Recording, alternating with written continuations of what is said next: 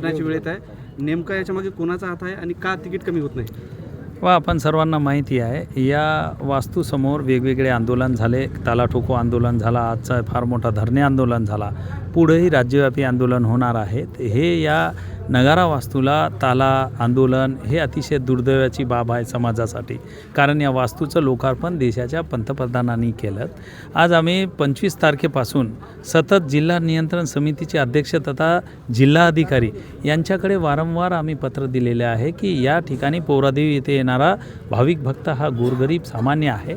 याच्याकरिता ज्याप्रमाणे शिखर बैठकीचा जे निर्णय झालेला आहे, ज्यामध्ये मुख्यमंत्री साहेबांनी निर्देश दिलेले होते की 100 रुपये तिकीट करा, लहान मुलासाठी 50 रुपये तिकीट करा आणि पुढं चालून आणखी तिकीट कमी करण्याचे अधिकार जिल्हा संनियंत्रण समितीच्या अधिकारी कलेक्टर साहेब यांना राहतील.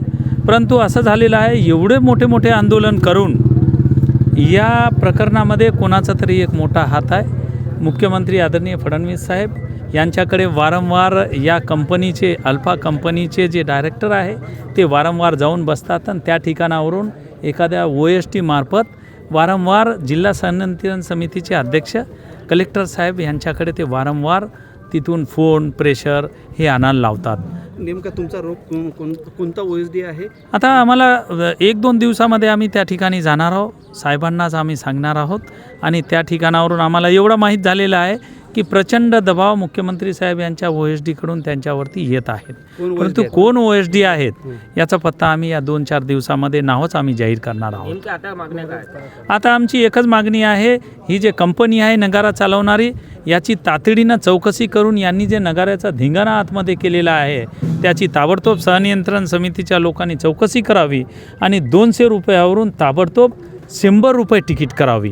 कारण तुम्हाला मी सांगतो, एका वर्षामध्ये 9 महिने झाले या कंपनीनं नगाऱ्याचं व्यवस्थापन चालवलेलं आहे. त्याच्यामध्ये आमच्या अभ्यासाप्रमाणे 4 कोटी रुपयाचा निधी यांनी गोळा केलेला आहे आणि या नगाऱ्यासाठी काहीच लावलेला नाही. सगळे झाडं वगैरे हे ते तहसनहस झालेले आहेत. त्या नगाऱ्याचं व्यवस्थापन अत्यंत चुकीचं या ठिकाणी केलेलं आहे.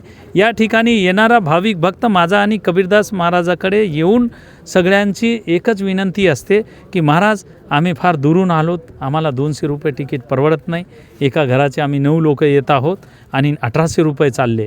म्हणून त्या लोकाचं या ठिकाणी आलेल्या लोकाच्या विनंतीला मान देऊन आम्ही गेल्या महिन्याभरापासून 5 वेळा जिल्हाधिकारी साहेबांना निवेदन दिलेलं आहे आणि तुम्हाला आता जिल्हा नियंत्रण समितीनं जे काही चौकशी चालू केलेली आहे पुढं, हे कोणाच्या तरी दबावामुळे ते चौकशीच करत नाही आणि कोणत्याच प्रकारचा या ठिकाणी निर्णय घेत नाही. या येणाऱ्या 2-4 दिवसामध्ये जर हा निर्णय झाला नाही तर जिल्हाधिकारी कार्यालय वाशिम या ठिकाणी समाजाचा एक मोठा राज्यव्यापी आंदोलन राहील आणि त्या OSDच्या कोणत्या लोकांचं या ठिकाणी हस्तक्षेप करून महाराजामध्ये महंतामध्ये सर्वत्र भांडण लावण्याचं काम कोण करत आहे या ठिकाणी आणि या कंपनीला पाठीशी का घालत आहेत, या कंपनीसोबत काय गोडबंगाल आहेत, या कंपनीचं आणि त्या साहेबांच्या OSDचं काय साठलोटा आहेत, त्या ठिकाणावरून वारंवार दबाव या ठिकाणी येतात.